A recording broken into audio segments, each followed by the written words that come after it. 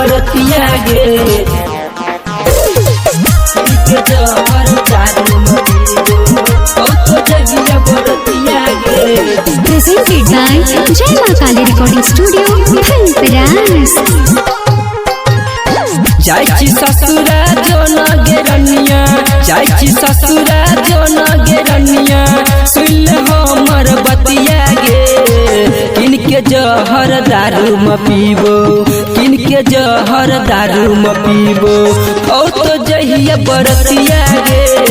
किनके जहर दारू म पीबो औ तो जहिया बरतिया गे किनके जहर दारू म पीबो। जाइची ससुरा जो न गेरनिया जाइची ससुरा जो न गेरनिया सुन हमर बतिया गे किनके जहर दारू म पीबो किनके जहर दारू म पीबो औ तो जहिया बरतिया गे किनके जहर दारू म पीबो औ तो जहिया बरतिया गे किनके जहर दारू म पीबो बरतिया गे किनके जहर दारू म पीबो औ तो जहिया बरतिया गे। बचपन से मानै रहियो तोरा अपन जान गे जाइची हमारा छोरी के जान बनल ही तहु वीरान गे गई जान सुना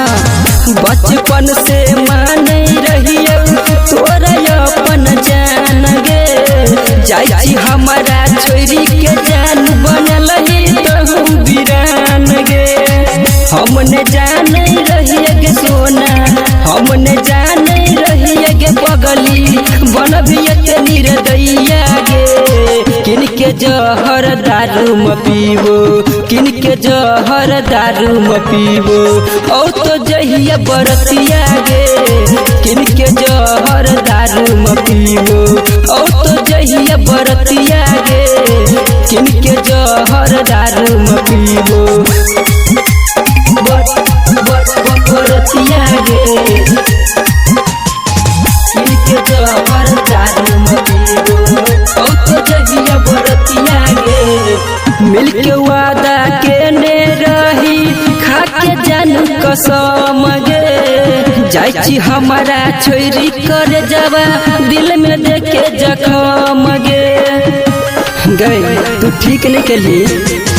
मिलके वादा केने रही खाके जानू कसम गे